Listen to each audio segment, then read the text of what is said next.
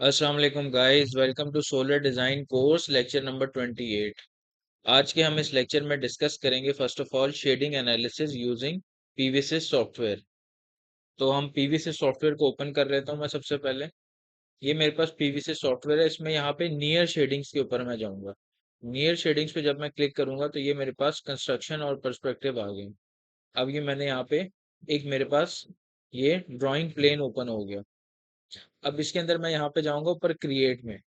Create में जाके यहाँ पे एलिमेंट्री शेडिंग ऑब्जेक्ट है, बिल्डिंग कंपोज बिल्डिंग है, ग्राउंड ऑब्जेक्ट है। तो बिल्डिंग और कंपोज ऑब्जेक्ट के ऊपर हम जाएंगे सबसे पहले। इसमें हमारे पास एक ये नई विंडो ओपन हो जाएगी। इसमें अब वो कह रहा है ऐड ऑब्जेक्ट। ऐड ऑब्जेक्ट में मेरे पास ये क्यूब आ गई। अब यहाँ पे राइट साइड पे अगर आप देखें तो पैरेलल पाइप में भी हमारे पास दिए हुए डिफरेंट हाउस, ऑक्सागॉन, parallel pipe, square pyramid, hexagon, octagon, ये डिफरेंट हमारे पास इस तरह के चीजें अवेलेबल हैं। तो इसमें हम सबसे पहले सेलेक्ट कर लेते हैं अपनी ही पैरेलल पाइप क्यूब को। अब मैं फॉर एग्जांपल सेलेक्ट करता हूँ क्यूब को और इसका कलर मैंने यहाँ से डिफाइन कर दिया नीचे से कि ये इसका कलर है। तो अब मैं इसको यहाँ से क्लोज ऑब्जेक्ट पे क्लिक करूंगा तो ये मेरे पास यहाँ पर क्लोज ऑब्जेक्ट में ये आ गया क्यूबॉइड। इसको थोड़ा हम जूम इन कर लेते हैं और इसको जब मैं ऊपर देखूंगा तो यहाँ पर मैं ये हैंड बना हुआ है, हैंड से मैं इसको लेफ्ट राइट मूव कर सकता हूँ इस ऑब्जेक्ट को।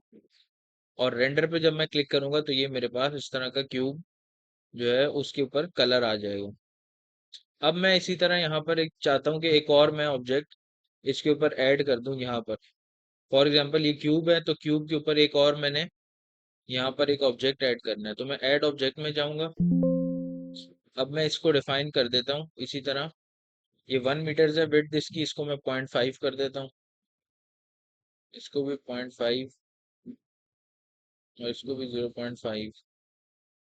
अभी कोई शेडिंग ऑब्जेक्ट मैंने ऐड करना था, इसका हम कलर चेंज कर लेते हैं। इसको हम रेड कलर कर देते हैं।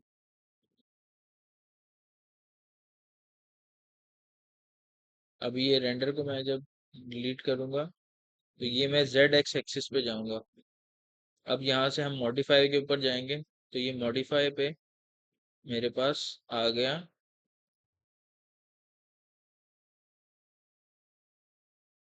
अब ये इसको हम थोड़ा सा मूव अप कर लेते हैं। अब ये इधर से ये इसके ऊपर ऐड हो गया। अब अगर रेंडर कर दिया तो ये देखें कि दोनों ऑब्जेक्ट्स मेरे पास यहाँ पर आ गए।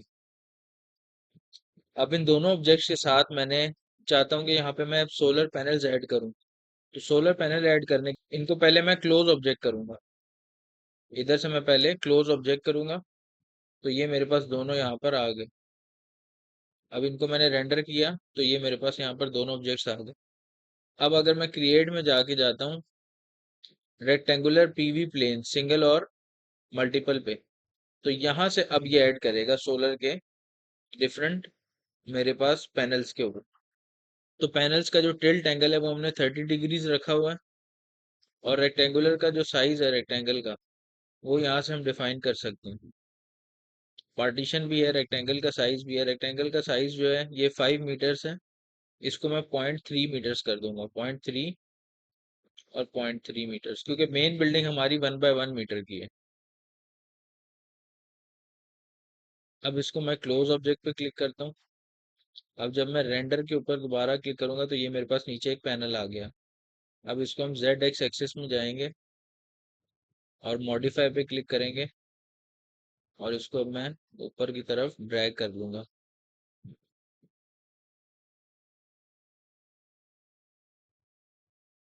तो ये हमारे पास पैनल आ गया इधर। अब इसको अगर हम रेंडर कर लें तो ये मेरे पास पैनल है। और ये मेरे पास शेडिंग एनिमेशन के लिए अब मैंने यहाँ पे जाना है राइट साइड पे शेडिंग एनिमेशन में। शेडिंग एनिमेशन में मैं अब यहाँ पर मेरे पास तीन और चार ऑप्शंस हैं। 1 मिनट की भी है, 15 मिनट्स को हम सेलेक्ट करते हैं।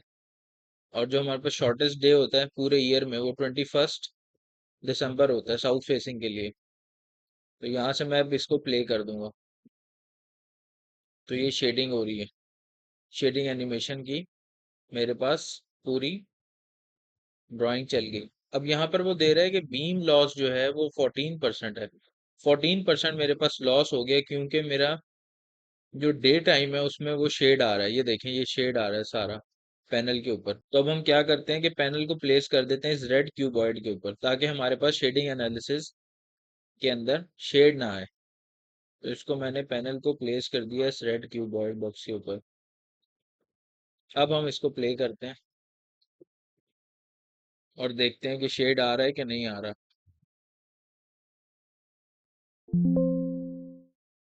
अब मैंने देखा कि यहाँ पे 0% हो गया। इसका मतलब है कि ये मेरी परफेक्ट एनालिसिस थी। तो इस तरीके से हम शेडिंग एनालिसिस, मैंने आपको बताया बेसिक कैसे परफॉर्म कर सकते हैं हम किसी भी सोलर के सिस्टम के अंदर। तो इस तरह आप डिफरेंट और भी ऑब्जेक्ट्स ऐड कर सकते हैं और आप शेडिंग एनालिसिस परफॉर्म कर सकते हैं। नेक्स्ट अब हम वीडियोस में देखेंगे कि आगे हमने अगली वीडियो में जो है design of an on grid solar system, on grid solar system का डिजाइन हम कैसे कर सकते हैं।